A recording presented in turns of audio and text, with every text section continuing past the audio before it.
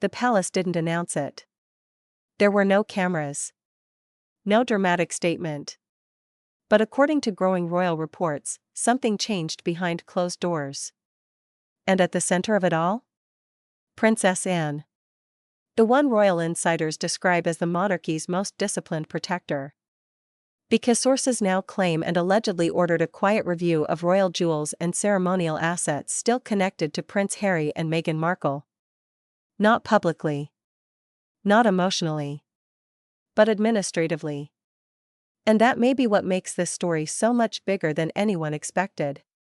Because this was never really about jewelry. It was about power. Belonging. And the uncomfortable question the monarchy may finally have been forced to answer.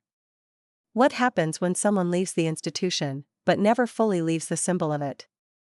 Before we go deeper, subscribe and stay with us until the end, because the final implication behind this reported palace move may completely change how people view the royal family moving forward. At first, the alleged review sounded routine. Palaces maintain records. Collections get audited. Ceremonial items are catalogued all the time. Nothing unusual. But according to royal commentators and palace observers, this particular process reportedly carried a different tone entirely. Quiet urgency. Not scandal. Not anger. Precision. And that distinction matters. Because inside the monarchy, the coldest decisions are often the most important ones. Reports suggest the review focused on ceremonial pieces, royal heirlooms, and institutional assets connected to Harry and Meghan's former royal roles.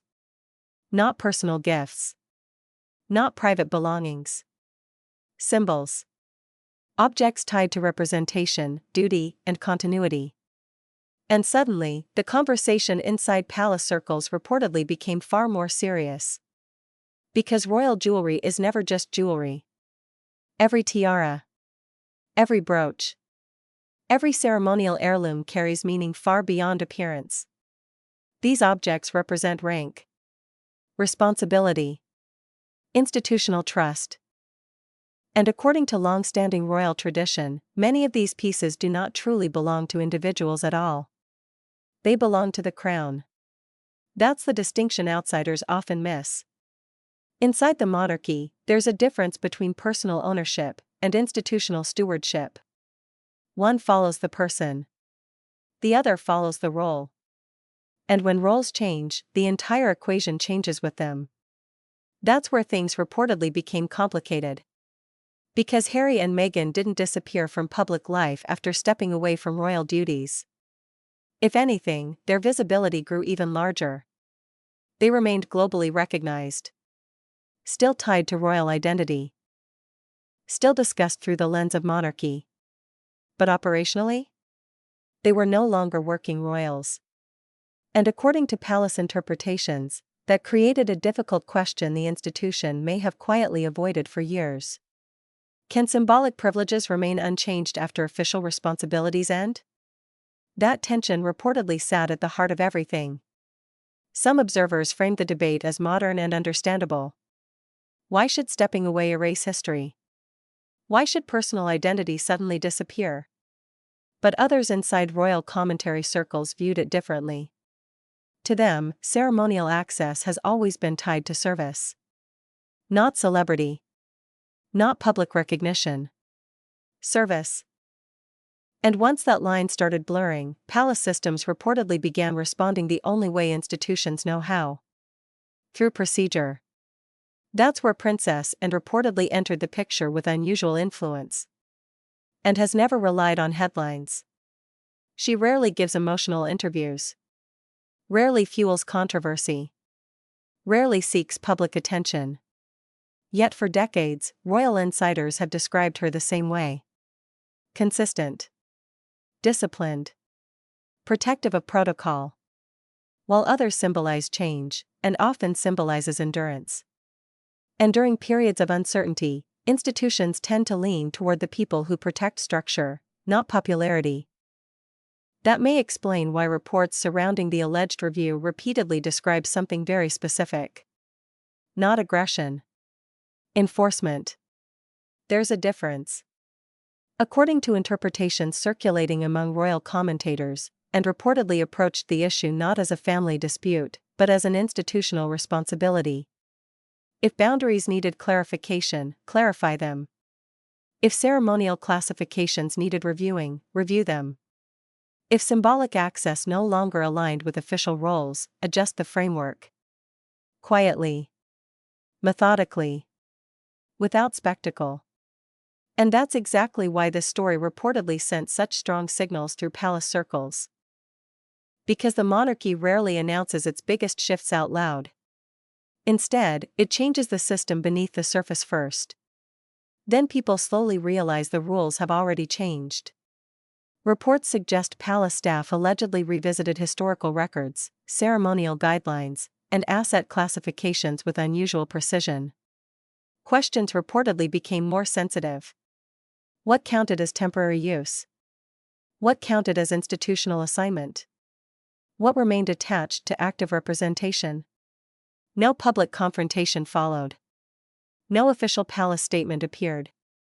But according to observers familiar with royal procedure, the silence itself became the message. Because institutions built on continuity rarely create pressure through drama. They create pressure through clarification. And that clarification reportedly carried enormous implications. Because once ceremonial symbols become tied to institutional roles rather than personal identity, distance begins changing everything. Suddenly, the issue wasn't jewelry anymore. It became legitimacy. Association. Belonging. Who stands inside the system, and who stands beside it? That may be why reactions to this story became so divided. Some people interpreted the alleged review as harsh.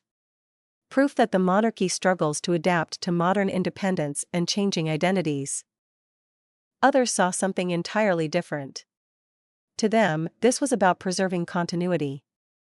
Protecting the meaning of royal symbolism before the lines between institution and celebrity became impossible to separate. And honestly, both interpretations gained traction because both reflect something real about the monarchy itself. It exists in two worlds at once. A family and an institution. And those worlds don't always want the same thing. Families prioritize emotion. Institutions prioritize permanence. Families protect relationships. Institutions protect precedent. That conflict may have become the emotional center of the entire story. Not punishment. Not revenge. Recognition. Recognition that monarchy and family are not identical things, even when they share the same names, history, and bloodlines. And if reports are accurate, that left one person in perhaps the most difficult position of all. King Charles III. Because according to royal interpretations, Charles reportedly found himself standing between two competing realities. A father trying to preserve connection. And a monarch expected to preserve structure. Those responsibilities don't always align. And inside institutions built on inheritance, every decision carries emotional consequences whether anyone admits it publicly or not. Reports suggest the king's approach was less about confrontation and more about quiet mediation. Not dramatic intervention. Not visible correction. More an attempt to absorb tension without allowing a public rupture. But even hesitation inside a monarchy can become meaningful. Because when institutions begin tightening procedures, reviewing classifications, and redefining symbolic boundaries, people notice. Especially when those changes involve globally recognized figures like Harry and Meghan. And perhaps that's what made this entire situation feel so significant. Nothing exploded publicly. No royal war erupted on camera. Yet observers increasingly felt the institution itself moving into a more protective phase. A phase centered on preservation. Preservation of roles. Preservation of symbolism. Preservation of continuity. And according to many palace interpretations, Princess Anne became one of the clearest symbols of that philosophy. Not because she sought power, but because she represented discipline. The kind institutions trust during uncertain transitions. By this point, the alleged review had already outgrown inventory lists and ceremonial classifications. It had become something much larger. A statement. Not about objects, but about meaning. Because monarchy survives on symbols long before it survives on decisions. That's why these moments matter. A returned item can look like rejection. A reassigned role can feel personal. A procedural review can reshape public perception overnight. But institutions often describe those same actions differently. Stewardship, continuity, responsibility. And maybe that's the uncomfortable truth underneath this entire story. The monarchy does not preserve symbols because of the people who wear them. It preserves them because the institution expects those symbols to outlive everyone. That changes everything. Because once continuity becomes the priority, the question stops being who deserves access.